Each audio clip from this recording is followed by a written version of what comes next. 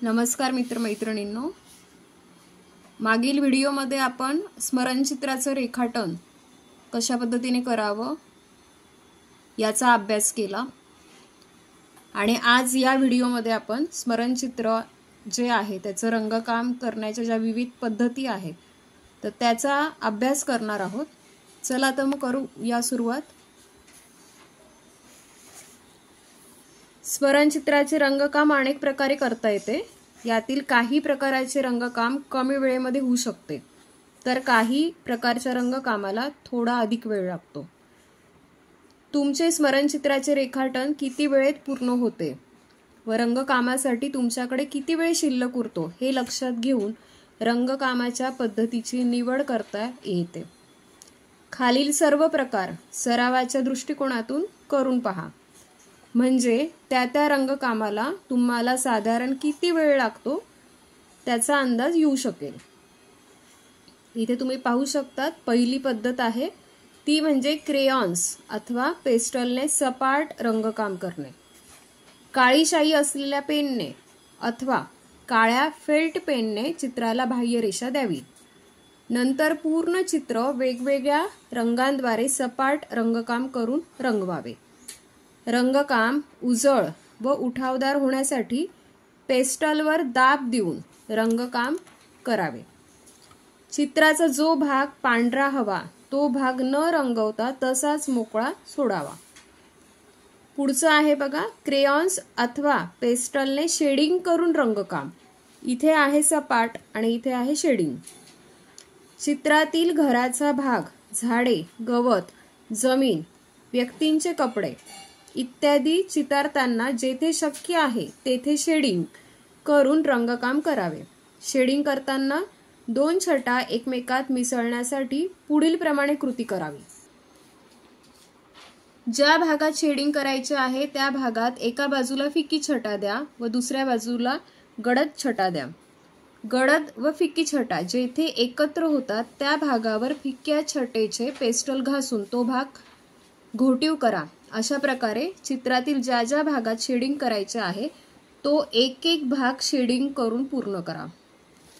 तिसरा प्रकार आहे तो म्हणजे पेस्टलने आच्छादित रंगकाम करून त्यावर खरडण्याचे तंत्र। या तंत्राने झाडाचे चित्र काढायचे असल्यास संपूर्ण झाडावर पेस्टलने पिवळा रंग द्या, झाडाच्या खोडावर तपकिरी रंगाने व झाडावर हिरव्या रंगाने आच्छादित रंगकाम करा। नंतर हेअर पिनच्या टोकाने बाजूने खोडावर नागमोडी रेषा काढा व त्या झाडावर गिरगटून रेषा काढा, म्हणजे पिवळ्या रंगाच्या रेषा तपकिरी व गडद हिरव्या रंगावर उठून दिसतील। संपूर्ण चित्राचे रंगकाम या तंत्राने न करता चित्राच्या काही भागात या तंत्राने रंगकाम करावे व उरलेल्या भागांमध्ये सपाट अथवा शेडिंगने रंगकाम करावे।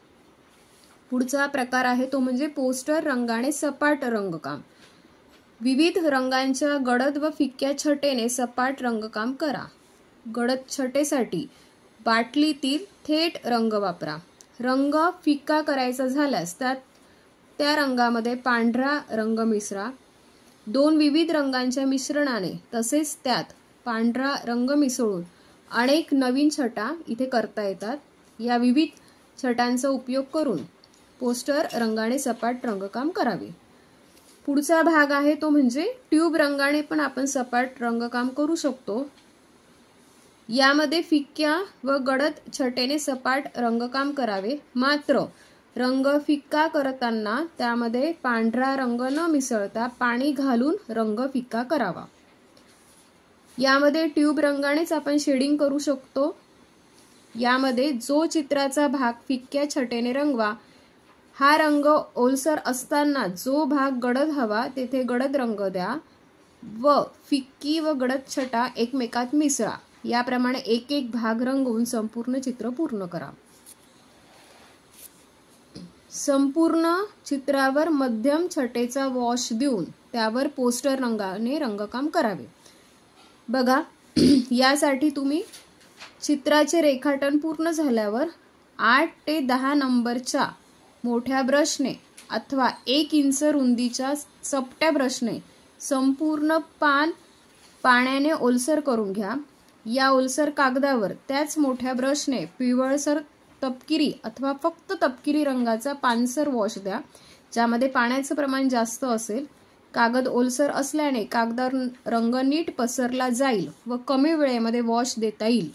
या दिलेल्या वॉशवर आच्छादित रंगकाम करायचे असल्याने पोस्टर रंगानेच किंवा अपारदर्शक रंगाने म्हणजे ट्यूब किंवा वॉटर कलर याने रंगकाम करावे. जर पावसाळ्याचा विषय असल्यास गडद निळा व तपकिरी हे रंग समप्रमाणात घेऊन व त्यात पाणी घालून काळपट व पानसर रंग बनवा आणि त्याचा वॉश देऊन तो वॉश सुकल्यावर त्यावर रंगकाम करा, म्हणजे चित्रात पावसाळी वातावरणाचा आभास दिसून येईल.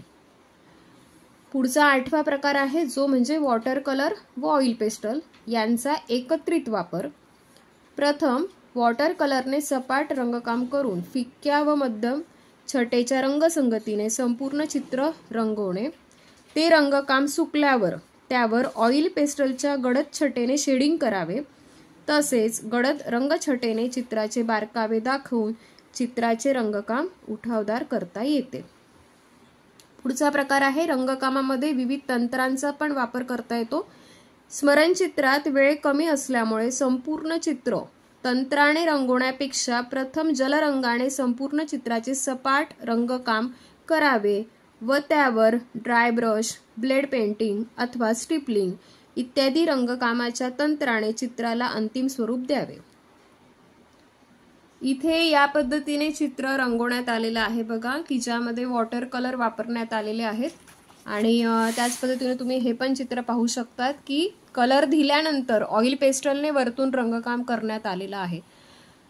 विद्यार्थ्यांनो, या पद्धतीने तुम्ही जर काम कराल आणि त्या पद्धतीने तुमचा सराव होत राहील तर तुम्हाला नक्कीच स्मरणचित्राचा पेपर अगदी सोपा जाईल. स्मरणचित्र अधिक उठावदार होण्यासाठी आणखी कुठल्या गोष्टींचा वापर करता येऊ शकतो रंगकाम करण्यासाठी की ज्यामुळे तुम्हाला चांगले मार्क येऊ शकतात, तर याबद्दलची माहिती ही पुढील व्हिडिओमध्ये देण्यात येईल. तुम्हाला जर माझा व्हिडिओ आवडला असेल तर नक्की लाईक करा, सबस्क्राईब करा, फॉलो करा माझं चॅनल, कमेंट करा आणि पुढच्या व्हिडिओसाठी वाट बघा. धन्यवाद.